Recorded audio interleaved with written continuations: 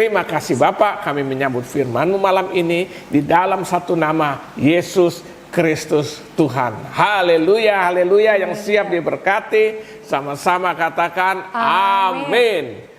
Haleluya, haleluya, haleluya. Shalom saudara. Shalom. Apa kabar? Mantap. Mantap. Haleluya. Nah, malam ini saya akan membahas satu tema. Temanya malam hari ini, bolehkah anak-anak Tuhan hidup dalam ketakutan? Atau dalam kekhawatiran, atau dalam kecemasan, apa sajalah yang berkaitan dengan itu. Nah, pertanyaan, bolehkah anak-anak Tuhan hidup di dalam ketakutan, kekhawatiran, kecemasan, atau apa saja saudara? Ya kan? Nah, sebelum kita memulai hal itu, saya ajak kita dulu membuka di dalam Yohanes pasal 8 sebagai ayat pendahuluan kita. Yohanes pasal 8 ayat 30 sampai 36, demikian bunyi firman Tuhan.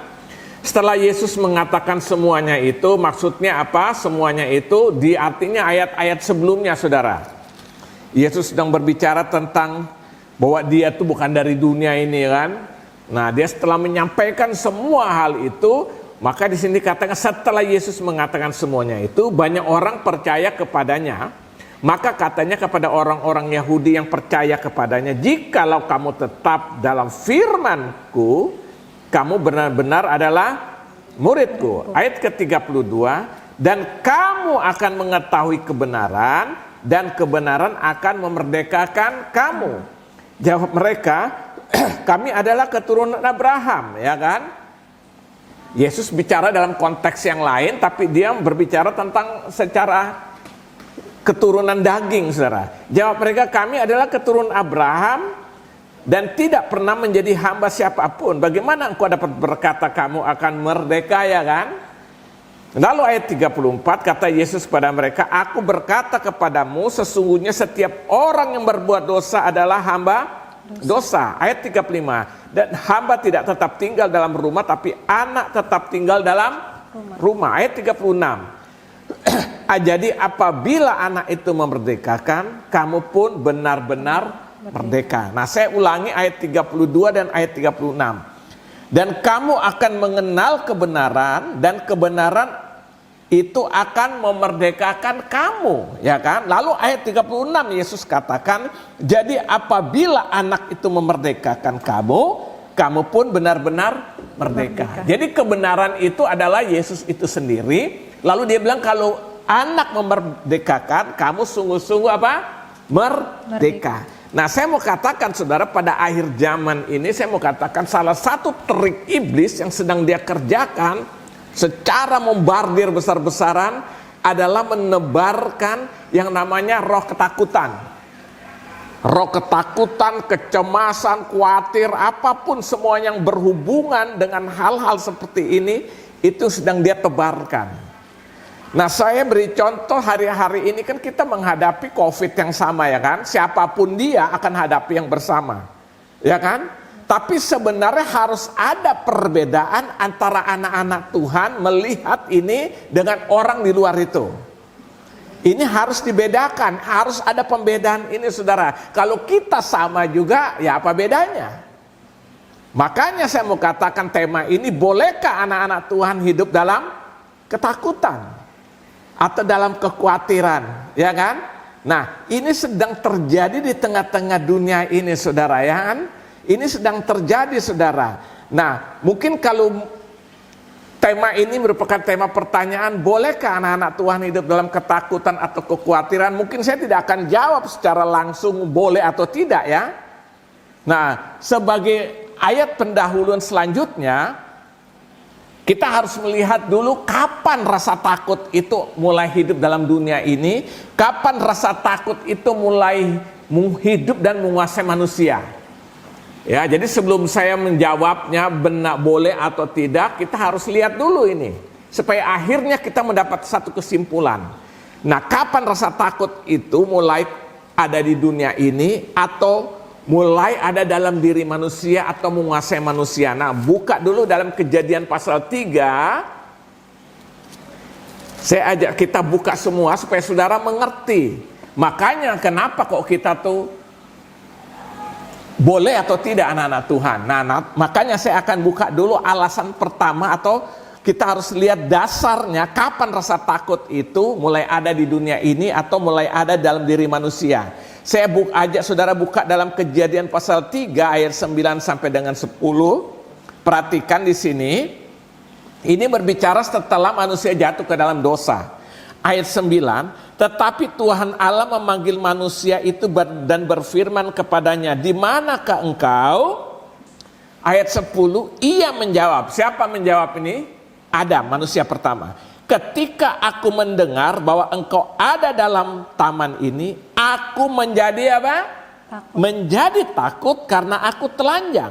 Sebab itu aku bersembunyi. Jadi dari sini kita lihat awal masuknya rasa takut dalam manusia, hidup menguasai manusia itu sebab waktu manusia jatuh pertama kali ke dalam dosa. Artinya apa? Kekhawatiran itu, ketakutan itu sama dengan produk daripada dosa, ya kan? Itulah awal daripada rasa takut, rasa khawatir. Artinya kekhawatiran itu produk dosa, sehingga dunia di mana kita tinggal ini sudah menjadi terkutuk karena dosa. Jadi waktu seseorang pun bertobat, maka dia meskipun sudah bertobat masih hidup di tengah-tengah dunia yang berdosa. Karena apa? Awal jatuhnya manusia hidup dalam ketakutan itu akibat waktu manusia jatuh di dalam dosa. Jadi di sini kita lihat dosa itu adalah maksud saya ketakutan itu adalah produk daripada dosa. Sehingga dunia saat itu menjadi dunia berdosa. Jadi sekalipun orang sudah bertobat, pasti orang itu tetap hidup di dunia yang sudah berdosa. Dan salah satu dosa itu membuat apa? Ketakutan. Nah dari sini maka timbul pertanyaannya, boleh tidak kita hidup di dalam ketakutan, kekhawatiran? Boleh enggak? Kan kita tahu ketakutan itu karena akibat dosa. Manusia jatuh dalam dosa, maka mulai ada rasa takut, rasa khawatir itu. Berarti selama ini sebelum Adam dan Hawa jatuh dalam dosa, ada enggak rasa takut itu? Tidak ada. Makanya dia waktu mendengar derap langkah kaki Allah pun sudah ketakutan. Karena dia sudah melakukan satu pelanggaran. Berarti dosa, maksud saya ketakutan, kekhawatiran itu akibat daripada dosa. Nah sekarang dunia akhirnya menjadi terkutuk karena dosa itu. Nah sekarang orang setelah hidup dalam Tuhan, dia masih hidup di tengah-tengah dunia yang berdosa. Nah dari kesimpulan itu pertanyaannya, boleh tidak kita hidup di dalam ketakutan atau kekhawatiran terus? Nah kalau saya katakan hidup di dalam dengan hidup bisa khawatir itu beda. Orang bisa takut, orang bisa khawatir. Itu beda dengan orang yang hidup di dalam ketakutan dan kekhawatiran. Nah sekarang pertanyaannya, boleh tidak kita hidup di dalam ketakutan atau kekhawatiran? Dari ayat yang tadi jelas tidak boleh. Karena itu produk dosa. Kita sudah dibenarkan dalam Kristus.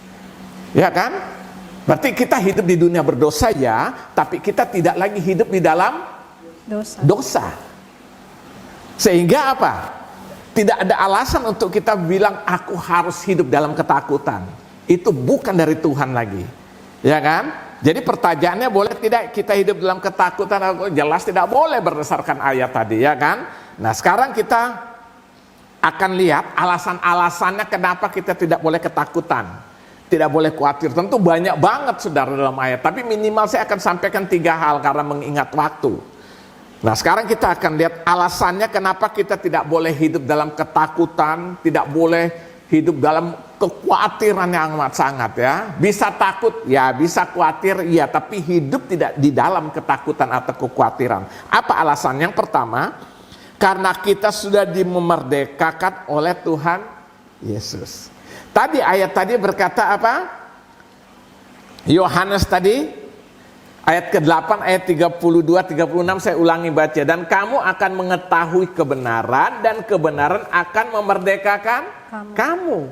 Jadi apabila anak itu memerdekakan kamu pun benar-benar merdeka. Jadi alasan pertama Kenapa kita tidak boleh hidup dalam ketakutan, kekhawatiran? Karena kita sudah dimerdekakan oleh Tuhan Yesus. Dan Alkitab katakan kalau Yesus memerdekakan engkau, engkau pun sungguh-sungguh sudah merdeka. Ini merdeka dari segala hal, terutama rasa ketakutan dan kekhawatiran. Makanya dalam 2 Korintus 5 ayat 17 kata, siapa yang ada dalam Kristus, dia adalah ciptaan baru, yang lama sudah berlalu, yang baru sudah datang. 2 Korintus 5 ayat 17 itu kan. Bahkan dalam 1 Korintus 6 ayat 20 dikatakan kita sudah dibayar lunas oleh Yesus dengan darahnya. Berarti apa? Alasan pertama, boleh tidak kita hidup dalam ketakutan atau kekhawatiran? Jelas tidak boleh. Alasan pertama, karena kita sudah dimerdekakan oleh Tuhan Yesus. Ini alasannya. Jadi saya mau katakan malam hari ini saudara, ketakutan, kekhawatiran itu bukan hal yang wajar dalam konteks firman Tuhan. Bisa takut, ya wajar. Bisa khawatir, ya wajar. Tapi hidup di dalam, itu tidak wajar. Amin. Ini yang pertama ya. Alasan kedua, karena kita sudah bukan dari dunia ini, meskipun masih hidup di dalam dunia ini. Jadi alasan kedua, kenapa kita tidak boleh lagi hidup dalam ketakutan dan kekhawatiran. Alasan kedua, karena kita sudah bukan dari dunia ini, meskipun masih hidup di dalam dunia ini. Coba perhatikan dalam Yohanes 15. Baby boleh baca Yohanes 15 ayat 18 sampai 19. Jikalau dunia membenci kamu, Ya. ingatlah bahwa ia telah lebih dahulu membenci aku Ya. daripada kamu. Ya. Sekiranya kamu dari dunia, tentulah dunia mengasihi kamu sebagai miliknya. Tetapi karena kamu bukan dari dunia, melainkan aku telah memilih kamu Ya. dari dunia, sebab itulah dunia membenci kamu. Ya. Di sini jelas Yesus bilang kan, jikalau dunia membenci kamu, ingatlah bahwa ia telah lebih dahulu membenci aku daripada kamu. Sekiranya kamu dari dunia ini, tentulah dunia mengasihi kamu sebagai miliknya. Tapi karena kamu bukan dari dunia, melainkan aku telah memilih kamu dari dunia. Berarti tadinya dari dunia enggak? Ya. Ya, tapi sudah dipilih. Ya kan? Tapi karena kamu bukan dari dunia, melainkan aku telah memilih kamu dari dunia, sebab itulah dunia membenci kamu. Jadi alasan kedua kenapa kita tidak boleh hidup dalam ketakutan, karena kita sudah bukan dari dunia ini, meskipun masih hidup di dalam dunia ini. Makanya saya selalu berkata kita nih punya dua kewarganegaraan. Pertama, kewarganegaraan di dunia ini. Sebagai warga bangsa Indonesia, kita warga negara Indonesia, tapi ada satu lagi keluarga negara kita adalah kewargaan kerajaan Allah. Jadi kita punya dua kewarganegaraan, ya kan? Nah, jadi kita nih hidup di dunia tapi bukan berasal dari dunia, karena Tuhan sudah pilih kita. Nah, ini alasan kedua kenapa kita tidak boleh hidup dalam ketakutan. Karena kita sudah bukan dari dunia ini. Dunia tadi sudah jatuh dalam dosa, itu terkutuk, itu membuat manusia takut. Makanya saudara lihat orang-orang yang sudah yang belum bertobat, ya tujuan hidup mereka tuh bagaimana mereka kumpulkan uang sebanyak-banyaknya, harta sebanyak-banyak. Kalau ditanya jujur kenapa? Hanya karena takut menghadapi hidup nih, cukup enggak segala macem lah. Coba lihat sudah mati, alangkah sia-sianya yang segitu banyak enggak dibawa, saudara, ya kan? Bahkan itu ditinggalkan sebagai generasi untuk generasi berikutnya. Generasi berikut bisa ribut gara-gara itu. Tapi kita dalam Tuhan beda, ya kan? Itu beda, itu jaminan Tuhan ya. Jadi saudara lihat, alasan kedua kenapa kita tidak boleh lagi hidup dalam ketakutan, karena kita sudah bukan dari dunia ini, masih hidup dalam dunia ini. Yang ketiga, alasan yang ketiga kenapa kita tidak boleh hidup dalam ketakutan, yang ketiga, karena damai sejahtera dan sukacita yang datang dari Tuhan Yesus atau dari Roh Kudus sudah cukup bagi kita, artinya sempurna. Jadi Tuhan sudah memberikan damai sejahtera bagi kita, Tuhan sudah berikan sukacita bagi kita yang dikerjakan oleh Roh Kudus di dalam hati kita, di dalam hidupan kita, itu sudah cukup sempurna. Jadi di tengah-tengah dunia ini yang sedang bergejolak dengan masalah persoalan hidup yang kita hadapi, kita tidak perlu lagi takut. Karena apa? Kita mendapat damai langsung dari Tuhan, mengalami sukacita langsung dikerjakan oleh Tuhan. Nah, coba saudara lihat apa yang dilakukan oleh Yesus sebelum waktu dia setelah bangkit dalam kemenangan. Akhirnya dia naik ke surga. Dalam Yohanes 14, perhatikan ayat 27, saya baca aja. Yohanes 14 ayat 27. Ini setelah Yesus bangkit dalam kemenangan, sebelum dia naik, dia janjikan penghibur ini. Dia katakan ayat 27, damai sejahtera ku tinggalkan bagimu, damai sejahtera ku berikan apa? Bagimu, dan apa yang kuberikan tidak seperti yang diberikan oleh dunia kepadamu. Janganlah gelisah dan gentar hatimu. Lihat, dia bilang damai sejahtera apa? Kuberikan kepadamu, damai sejahtera ku tinggalkan bagimu, dan apa yang aku berikan tidak seperti yang dunia berikan. Jadi damai sejahtera dari dunia tuh ada, betul. Sukacita dari dunia ada, tapi terbatas. Semua tergantung sikon, situasi dan kondisi. Tapi yang Tuhan beri tidak dibatasi waktu dan tempat. Tidak dibatasi oleh apa? Situasi dan keadaan. Makanya dia bilang, damai sejahtera ku tinggalkan bagimu, damai sejahtera ku berikan kepadamu, dan apa yang ku berikan tidak seperti yang diberikan oleh dunia kepadamu. Janganlah gelisah dan gentar hatimu. Jadi jelas di sini kita lihat alasan ketika kenapa kita tidak boleh hidup dalam ketakutan, karena damai sejahtera dan sukacita yang datang dari Tuhan Yesus atau dari Roh Kudus sudah cukup bagi kita. Itu sempurna. Amin. Jadi dunia yang sedang bergejolak ini kita bisa rasa enjoy, rasa semua tuh karena ada sukacita dan damai sejahtera. Amin. Amin.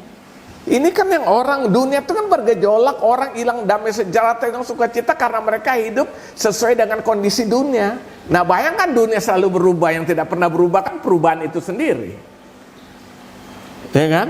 Nah, tapi kita tidak lagi tergantung oleh keadaan dunia, tapi tergantung dari Tuhan melalui karya Roh Kudus akan diberikan. Buka lagi satu ayat, Filipi 4. Ini sangat terkenal ayat ini, Filipi 4 ayat 4 sampai dengan 7. Filipi 4 ayat 4 sampai 7.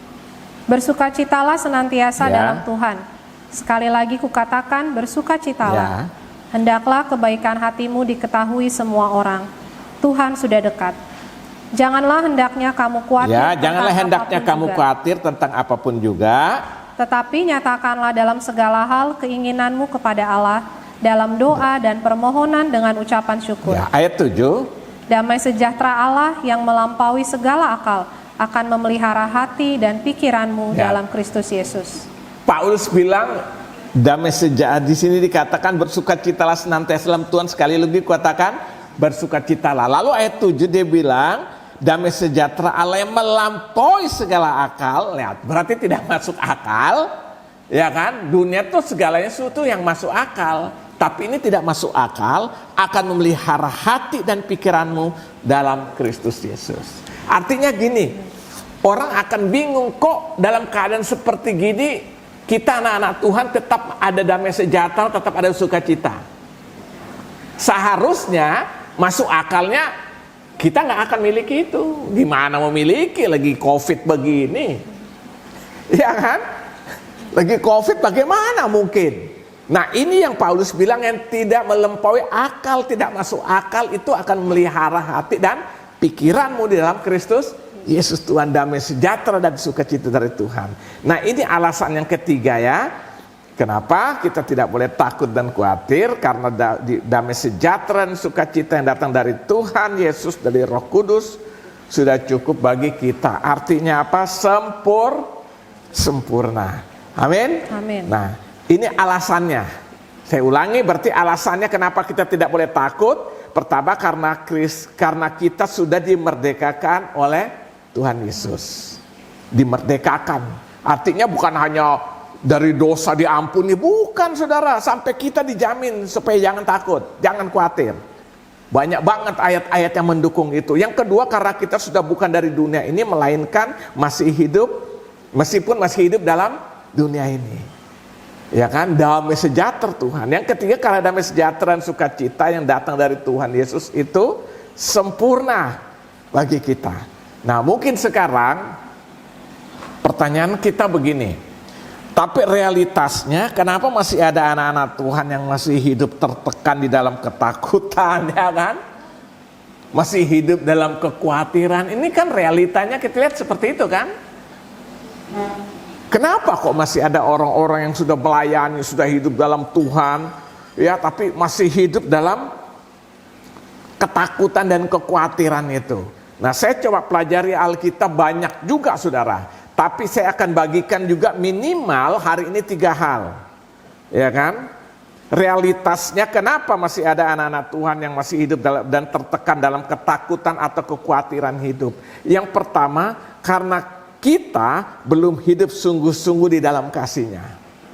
Jadi orang yang belum hidup sungguh-sungguh dalam kasih Tuhan itu seringkali rentan terhadap ketakutan dan kekhawatiran. Di dalam 1 Yohanes pasal yang keempat, ayat ke-18, 1 Yohanes pasal 4, ayat yang ke-18 itu dikatakan demikian. Di dalam kasih tidak ada apa? Ketakutan. Kasih yang sempurna melenyapkan ketakutan. Sebab ketakutan mengandung hukuman dan barang siapa takut ia tidak sempurna di dalam kasih. Wow. Jadi saudara, realita kenapa masih ada orang-orang yang Kristen, anak-anak yang ngaku anak Tuhan tapi masih hidup dalam ketakutan, masih hidup dalam kekhawatiran membelenggu hidupnya. Yang pertama Alkitab katakan karena kita belum hidup sungguh-sungguh di dalam kasih-Nya. Kita tidak sempurna di dalam kasih-Nya. Jadi saudara, kalau kita hidup terus dan takut, kita koreksi diri. Jangan-jangan kita tidak sempurna di dalam kasih Kristus itu. Meskipun kita mengakui, kita tahu Tuhan itu Tuhan yang penuh kasih, tapi kita tidak menghidupinya dalam kehidupan kita. Makanya kalau saudara bandingkan dalam Matius 22 itu kan, ayat 37 sampai 40 itu kan, ya kan, Yesus, mereka bilang, orang-orang Farisi coba nanya bagaimana untuk hidup mengasihi. Dia bilang apa? Hukum yang pertama, kasihilah Tuhan Allahmu dengan segenap hatimu, jiwamu, kekuatan, akal budimu. Itu hukum yang pertama. Dan hukum yang kedua yang sama dengan itu, kasihilah apa? Sesamamu manusia seperti dirimu sendiri. Inilah ketergantung seluruh kitab hukum Taurat. Jadi rupanya hidup dalam kasih itu bukan hanya supaya kita berdamai dengan orang, bukan hanya itu saudara. Alkitab katakan itu melepaskan dari ketakutan. Orang yang diperdamaikan dengan Allah dan diperdamaikan dengan sesama, hidupnya bebas dari rasa ketakutan dan kekhawatiran. Jadi kalau ditanya saudara, realitasnya ada orang, yaitu yang pertama, kenapa? Realitasnya masih ada orang Kristen, anak-anak Tuhan masih hidup dalam ketakutan. Harus koreksi diri saudara. Kadang-kadang kita belum hidup sungguh-sungguh di dalam kasih-Nya Tuhan itu loh. Makanya ketakutan, saya ulangi ya ayat 18, di dalam kasih tidak ada ketakutan. Kasih yang sempurna melenyapkan ketakutan. Sebab ketakutan mengandung hukuman dan barang siapa takut ia tidak sempurna di dalam kasih. Ya, jadi mulai malam hari ini hidup dalam kasih Tuhan. Karena waktu kita hidup dalam kasih Tuhan, maka roh damai sejahtera itu membebaskan kita dari rasa ketakutan. Ini yang pertama. Yang kedua, ya, yang kedua kita lihat realitasnya masih ada orang-orang Kristen, anak Tuhan yang hidup ketakutan. Kedua, kenapa itu dapat terjadi? Yang kedua, tidak sungguh-sungguh hidup beriman atau hidup dengan iman. Jadi mereka hidup tapi tidak sungguh-sungguh di dalam imannya. Tidak sungguh-sungguh hidup dengan iman. Di dalam Injil Matius 14, di situ dikatakan ayat 29 sampai ayat 31, saya akan baca ayat 29 sampai ayat 31. Kata Yesus, "Datanglah." Maka Petrus turun dari perahu dan berjalan di atas air mendapatkan Yesus. Tetapi ketika dirasanya tiupan angin, takutlah ia dan mulai tenggelam lalu berteriak, "Tuhan, tolonglah aku." Perhatikan ayat 31. Di situ dikatakan segera Yesus mengulurkan tangannya memegang dia dan berkata, "Hai orang yang kurang percaya, mengapa engkau takut?" Jadi realitanya kenapa seringkali kita sebagai anak Tuhan masih dibelenggu ketakutan, rasa khawatir. Yang pertama karena kita tidak sempurna dalam kasih. Yang kedua tidak sungguh-sungguh hidup beriman kepada Kristus Yesus Tuhan itu. Makanya saudara, kalau lihat konteks ini kan bagaimana waktu Tuhan menampakkan diri kepada murid-murid ya kan, di subuh-subuh hari itu kan, sekitar kurang lebih jam 3 malam. Mereka dalam menghadapi tantangan berat dalam pelayaran mereka, lalu apa? Petrus bilang, Tuhan kalau benar engkau suruh aku berjalan, datang temui engkau untuk berjalan atas air. Waktu dia berjalan, Yesus bilang mari datang. Akhirnya dia bisa berjalan.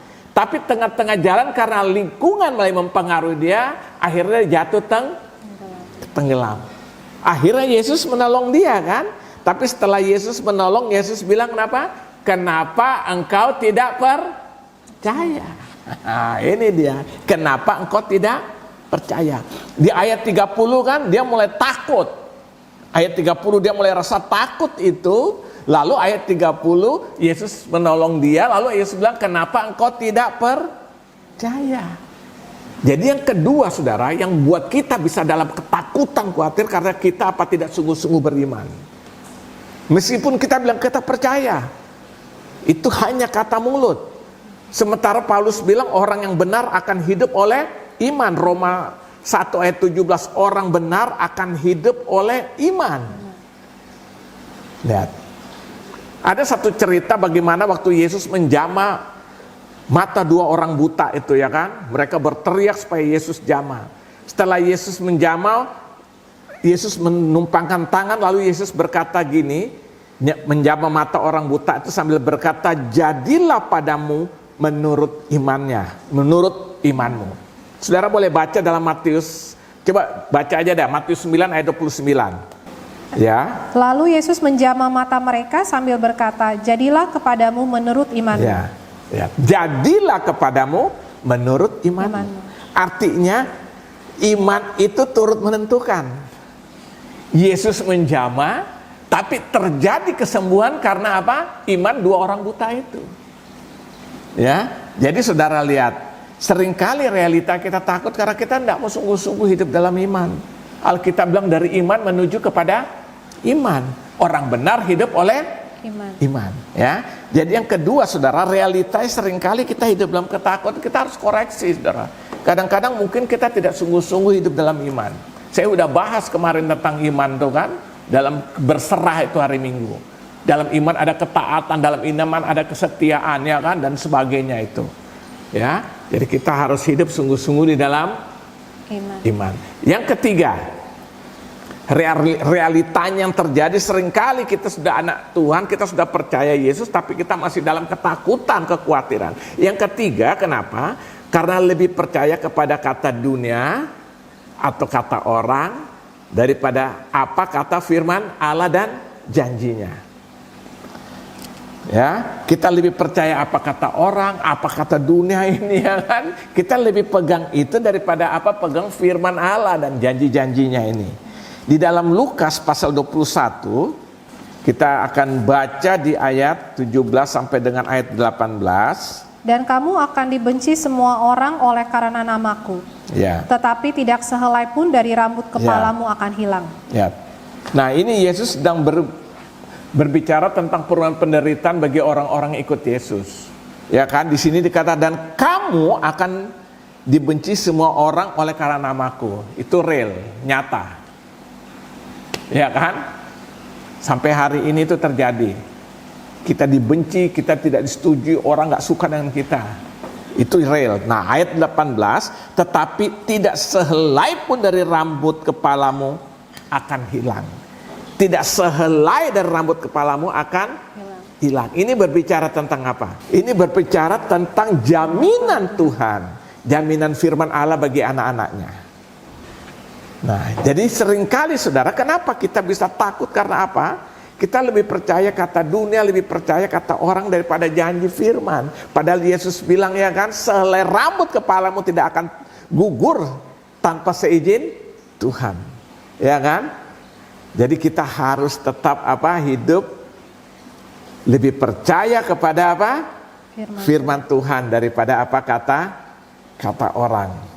Ya, jadi kita dibenci ya kan jelas karena kita bukan dari dunia ini, tadi Alkitab katakan kan, kita berasal dari Tuhan. Nah, tidak sehelai rambut kepalamu akan hilang. Nah, ini berbicara tentang apa? Jaminan janji Tuhan bagi anak-anaknya. Makanya saya mau katakan saudara, sekarang kita sedang ada dalam dunia seperti sekarang sedang terjadi. Kalau mau berbicara soal takut, semua orang bisa takut. Kita punya alasan. Tapi kalau kita ingat janji Tuhan, kenapa harus takut? Atau dikuasai ketakutan? Saudara pikir saya juga nggak takut. Saya udah bilang saudara, habis pegang sesuatu, tanpa sadar saya terus ambil makanan, saya makan. Jangan-jangan nih. Mulai kadang-kadang timbul hal-hal negatif loh di pikiran ini. Jujur saya katakan, tapi masa kita harus hancur ketakutan gara-gara itu? Amin. Justru kita ingat janji Tuhan akan menyertai engkau sampai pada akhir zaman. Ini kan memberikan kekuatan. Nah, makanya lebih percaya firman dan janjinya daripada dunia yang kita sedang lihat. Dunia ini gak ada kepastian, saudara. Ya, jadi yang ketiga, realitanya kenapa banyak orang takut? Karena lebih percaya kepada kata dunia ini, kata orang. Makanya saudara, jangan percaya kata orang kecuali orang itu berbicara tentang firman. Percaya itu. Amin. Amin. Nah, ayat terakhir kita bandingkan dengan Yohanes 10. Kita lihat ke depan. Yohanes pasal 10 ayat 10. Perhatikan di situ. Mencuri dan membunuh dan membinasakan. Kata Yesus, aku datang supaya mereka mempunyai hidup dan mempunyainya dalam segala kelimpahan. Pencuri itu berbicara siapa? Pencuri itu berbicara iblis. Nah, Yesus bilang iblis datang hanya untuk mencuri. Apa yang dia curi pertama? Yang pertama, dia akan mencuri dari setiap kita anak-anak Tuhan. Dia berupaya mencuri apa? Mencuri perhatian kita. Supaya akhirnya kita tidak fokus kepada Tuhan. Dengan berbagai macam cara tentunya. Dia akan mengalihkan perhatian kita supaya kita tidak fokus kepada Tuhan. Dia akan mencuri perhatian itu. Supaya akhirnya perhatian kita terfokus bukan kepada Tuhan dan janjinya, bukan kepada firman, tapi kepada dia. Ini yang pertama. Yang kedua apa? Dia mulai mencuri damai sejahtera kita dan sukacita kita. Jadi dia mencuri perhatian kita, dia mencuri damai sejahtera dan sukacita dengan berbagai macam cara. Kadang-kadang keributan terjadi dari persoalan kecil, betul gak? Sepele, lihat. Tapi itu jadi besar. Kita tanpa sadar apa? Itu juga cara setan pakai untuk mencuri damai sejahtera dan sukacita kita. Nah, kalau dia sudah bisa mencuri damai sejahtera sampai sukacita kita, lalu akhirnya Alkitab katakan pencuri datang untuk mencuri dan membunuh. Dia membunuh apa? Membunuh iman kita. Ya kan, supaya apa? Supaya kita tidak punya pengharapan. Ya udah, hidup tanpa pengharapan mau ngapain lo? Stres aja udah yang tinggal. Kecewa, patah semangat, putus asa, tidak bergairah. Udah nggak beriman, dia sudah bunuh itu. Akhirnya kita hidup tanpa pengharapan. Karena Ibrani 11 kan jelas, iman adalah dasar dari segala sesuatu yang kita harapkan, bukti dari segala sesuatu yang tidak kita lihat. Jadi kalau iman sudah dibunuh berarti pasti tidak punya pengharapan. Sementara pengharapan itu beri kepastian. Roma 5 ayat 5, pengharapan tidak mengecewakan. Ya, kalau iman sudah dibunuh tidak punya pengharapan. Kalau pengharapan sudah mati mau ngapain lagi? Ya udah. Jadi orang stres saja. Nah, tetapi selanjutnya ya kan, Yesus bilang ya kan, aku datang, dan akhirnya sebelum kita masuk itu, setelah itu tidak punya pengharapan, lalu akhirnya iblis datang, pencuri datang mencuri, membunuh, dan akhirnya apa? Membinasakan. Ya udah, kita tinggal dibinasakan. Akhirnya banyak orang-orang Kristen kecewa. Bahkan dia bisa tinggalin Kristus, ya kan? Banyak kan? Dia bisa tinggalkan karena kecewa. Ya, ini namanya tinggal dibinasakan. Nah, tapi selanjutnya, aku datang, lihat, kata Yesus, supaya mereka mempunyai hidup dan mempunyai di dalam segala kelimpahan. Wah, aku datang supaya mereka punya hidup. Pertama, kehidupan rohani kita dia jamin, dia hidupkan. Manusia roh kita itu dia hidupkan. Setelah itu apa? Dia berikan kehidupan secara jasmania. Artinya ada jaminan yang dia berikan secara kebutuhan hidup kita di dunia ini. Roh kita dia jamin, dia hidupkan. Jasmania, kebutuhan jasmania kita dia siapkan. Makanya Yesus dalam Matius 6, jangan kamu takut, jangan kamu khawatir, carilah dahulu kerajaan Allah dan segala kebenarannya, semua akan ditambahkan. Yang ditambahkan semua itu apa? Ya kebutuhan lahiriah. Ya kan? Akhirnya kita mengalami dan semua akan diberikan dalam segala kelimpahan. Kelimpahan apa? Kelimpahan damai sejahtera. Kelimpahan apa lagi? Kelimpahan sukacita. Kelimpahan apa lagi? Kelimpahan kasih. Kelimpahan apa lagi? Kelimpahan berkat. Akhirnya kita bisa jadi berkat bagi orang lain. Saya udah pernah jelaskan, untuk jadi berkat itu tidak harus jadi orang konglomerat, orang kaya dulu. Iya kan? Saya pernah bilang kan, kelimpahan itu bukan ukuran wahnya banyaknya. Seperti saya pernah beli ukuran takaran gelas kecil sampai ember besar sampai derung 200 liter. Isilah dengan air sampai penuh. Mereka akan penuh dan melimpah, tapi dari takaran yang berbeda. Artinya apa? Kita akan bisa berkelimpahan semuanya itu dengan takaran masing-masing. Amin. Saya bisa jadi berkat bagi orang lain, saudara semua bisa jadi berkat. Ukuran yang berbeda kelimpahannya. Amin. Nah, Yesus bilang, aku datang memberikan semuanya itu. Pencuri datang hanya mencuri, membunuh, membinasakan, tapi aku datang beri hidup dan berinya dalam segala kelimpahan. Jadi saudara lihat, kalau kita lihat semuanya ini, maka pertanyaannya, bolehkah anak-anak Tuhan hidup dalam ketakutan, kekhawatiran? Jawabannya tidak boleh. Amin. Siap? Jangan mau lagi saudara. Bisa takut ya, bisa khawatir ya, tapi tidak mau hidup di dalam atau dibelenggu oleh ketakutan. Amin. Saya kira ini aja firman Tuhan.